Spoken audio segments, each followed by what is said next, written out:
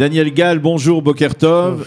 Et Chag Sameach, on peut le dire, à l'occasion de Yom Yerushalayim. Merci de parler dans le micro très proche pour qu'on puisse vous entendre. Alors, nous avons le plaisir de vous accueillir dans ce studio pour parler d'un de vos très proches amis qui était une personnalité marquante, en particulier pour la communauté francophone d'Israël et de Jérusalem, puisqu'il s'agit du célèbre écrivain André Chouraki. André Chouraki qui a été votre ami et qui a été l'adjoint au maire de Jérusalem, l'adjoint au maire de Teddy Kollek, donc aux belles années de Jérusalem, au moment de la réunification de Jérusalem. Alors à une période où on parle beaucoup d'élections, on va dire municipales, et de francophones ou de Français qui voudraient être représentés au conseil municipal, lui, André Chouraki, il avait réussi cet exploit. Alors d'abord, premièrement, d'où vous connaissiez avec André Chouraki? Alors, je fais du hasard ou pas du hasard. Nous étions voisins en Algérie et voisins à Jérusalem. Ah. Ici, on habitait dans 2 rues parallèles, ou un en face de l'autre, et la même chose à Ain Temouchent en Algérie. Ah, c'est marrant, c'est tout à fait impressionnant. Oui. Et alors, lui, il habitait du côté de Abou Tor, si je ne m'abuse, Enrogel, et vous aussi. Aminadav, qui est juste. Voilà, juste à côté. Alors, expliquez-nous comment un homme, qui était un homme de grande culture, hein, évidemment, on ne peut pas mentionner tous ses ouvrages, mais on connaît sa traduction monumentale de la Bible, mais comment un homme comme André Chouraki, à une époque où il n'y avait pas beaucoup de francophones à l'époque, on ne parlait pas encore d'Aliyad massive de francophones, ni à Natania, ni à Jérusalem, comment avait-il réussi à s'imposer pour être non seulement dans le conseil municipal, mais pour être l'adjoint de Teddy Kollek? D'abord, il avait écrit déjà dans les années 50, tout au début, un livre qui était une thèse, mais qui était dans une très grande collection, que sais-je, l'État d'Israël. Ce livre l'avait fait déjà remarquer sur ses connaissances. En français, bien entendu. En français, oui. Et dans la collection, que sais-je. Mais il était aussi le secrétaire et le proche de René Cassin. Uh-huh. Et dans les années 50, le début des années... René Cassin qui était, outre le prix Nobel qui sera, mais il était le président de l'Alliance israélite universelle. Oui. Et Ben Gurion, dès les années 50, le début, a été préoccupé par cette tension qui existait avec les Juifs séfarades d'Afrique du Nord. Et il s'est posé beaucoup sur cette question. Et on parlait avec... Teddy Kollek? Non. Ah ouais. Avec René Cassin. Ah, avec René Cassin. C'est René Cassin qui l'a recommandé à monsieur Ben Gurion. Uh-huh. Et il est venu en Israël, il a fait venir en Israël. Ben Gurion a été impressionné, séduit. Vous pouvez lire tout ça aussi maintenant aux archives sionistes d'Israël, où il y a plusieurs mètres d'archives consacrées à André Chouraki. Mais en tout cas, vous êtes ce matin notre archive et vous êtes celui qui nous racontait, en fait, faites revivre André Chouraki. Oui. Alors, André Chouraki, qui avait parcouru comme délégué de l'Alliance israélite universelle toute l'Afrique du Nord, connaissait les questions d'Afrique du Nord au point de vue psychologique, politique, social, et il en a parlé à Ben Gurion. Et Ben Gurion lui a demandé de venir, et il est venu comme conseiller de Ben Gurion au salaire de un shekel. Il n'y avait pas de shekel, il y avait la livre par an. Voilà, c'est un salaire symbolique.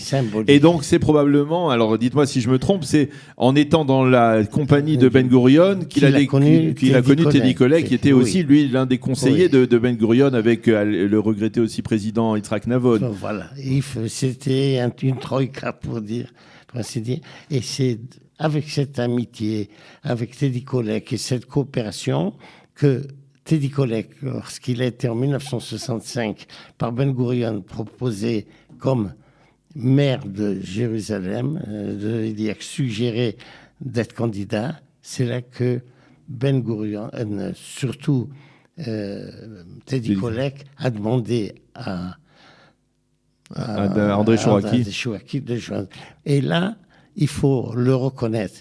Depuis, comme il y avait en hébreu Amichai, le poète Yehuda Amichai, qui a chanté Jérusalem, il n'y a pas, je mets au défi quelqu'un de me trouver en langue française depuis 48 jusqu'à aujourd'hui, quelqu'un qui a chanté Jérusalem dans le monde comme l'a fait André Chouraqui. Il a écrit de nombreux poèmes sur... Des poèmes, des livres, même dans celui que je vous ai dit. Vous nous avez amené un livre, peut-être que l'on peut voir, peut-être dans quelques secondes, très beau livre, on va voir des images de ce livre, Jérusalem revisité par André Chouraqui, on dirait. Oui, et c'est un livre magnifique par les poèmes. Et depuis ce temps-là, André Chouraqui a pris son bâton de pèlerin et il allait de pays en pays pour chanter Jérusalem. Des fois dans des publics inimaginables, comme par exemple les Makoya du Japon. Et les Makoya du Japon l'aimaient beaucoup. Ils l'ont invité à plusieurs reprises. Ils sont venus le voir ici. Et d'autres. Ils sont eux aussi, on va dire, des amoureux de Jérusalem. Voilà, et ils partageaient ce grand amour de Jérusalem. Voilà, on voit la couverture de ce livre, Jérusalem revisité. Peut-être qu'on pourrait avoir le livre pour peut-être en citer un extrait, peut-être un des poèmes. Nous allons feuilleter ce livre rapidement et citer un des poèmes d'André Chouraqui. Je vous dis, on peut le comparer qu'avec Yehuda Amichai. En hébreu, mais lui en français. J'ai eu le bonheur, quand j'étais consul général à Montréal, de le recevoir comme invité de la Foire internationale du livre du Canada. Il faut voir avec quel amour les gens se pressaient près de lui, les ecclésiastiques, des évêques, pour l'écouter, parler et chanter Jérusalem. Parce que lui n'a pas seulement écrit, il a chanté Jérusalem. Alors, combien de temps a-t-il été adjoint au maire de Jérusalem ? Il a été plus de 4 ans. Et après, il a été encore une période. Et puis, il s'est retiré lui-même parce qu'il était tellement occupé par des œuvres magistrales, comme la traduction de la Bible, la traduction du Nouveau Testament, aussi des évangiles et du Coran même. Il était tellement occupé par ces 3 œuvres qu'il a été obligé de se retirer. En fait, ce livre, ce n'est pas un livre de poèmes, mais c'est un livre d'histoire. Il y a peut-être quelques poèmes, vous allez peut-être nous aider à les retrouver, mais en tout cas, c'est un livre d'histoire qui raconte l'histoire de Jérusalem, de ses plus de 3000 par lui. De ses plus de 3000 ans d'existence depuis que David en a fait sa capitale. Et vous savez, et il a eu la chance, depuis qu'il était en Israël 58, quelques années après, de bâtir sa maison face à la frontière. Vous savez, quand Jérusalem était encore déchirée, qu'on ne voyait pas la vieille ville. Il avait la vue. Il avait la vue. Il avait la vue, le panorama sur la vieille ville de Jérusalem, à Enrogel, dans le quartier d'Abou Tor. Et il a décidé de l'avoir jusqu'à sa mort, puisque quand il est mort, il a voulu être enterré debout aux Mentions pour voir encore Jérusalem. Très impressionnant. Alors, il nous a quittés il y a combien d'années, plus exactement ? Maintenant, 7 ans, 8 ans. 7 ans. Et ce qu'il y a, c'est que la ville de Jérusalem a reconnu ses mérites.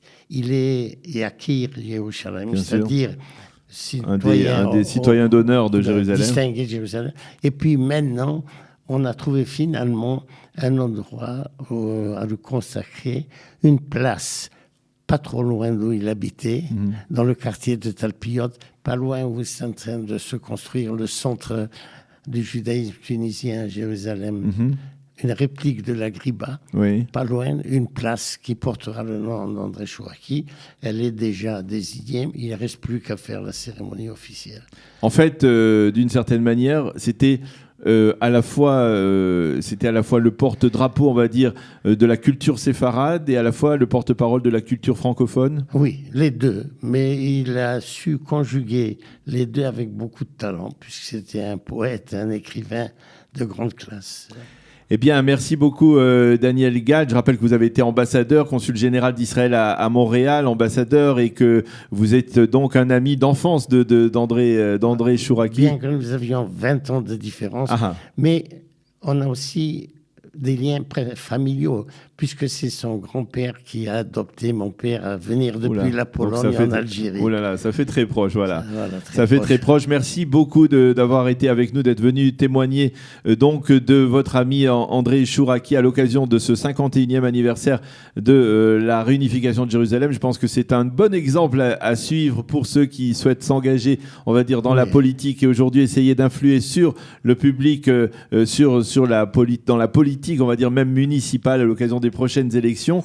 Là, il faut porter un bagage, il faut faire passer un message. Et il faut savoir aussi que le début pour tout politicien doit être le début municipal. Voilà, et un amour inconditionnel pour la ville de Jérusalem. Et le premier échelon, tout le temps, doit être le municipal. Voilà, merci beaucoup Daniel Gall d'avoir été avec nous ce matin sur Studio Kalita. Nous allons tout de suite évoquer, comme je le disais tout à l'heure, grâce à une rediffusion d'une partie d'une série qui a été préparée et réalisée par Shalom Var il y a de cela 20 ans, à l'occasion justement du 3 millième anniversaire de Jérusalem, de la déclaration, de la proclamation de Jérusalem comme capitale d'Israël, du royaume d'Israël par le roi David. C'était une série qui s'appelait La Symphonie de Jérusalem, préparée, organisée par, on va dire, produite par Shalom Var,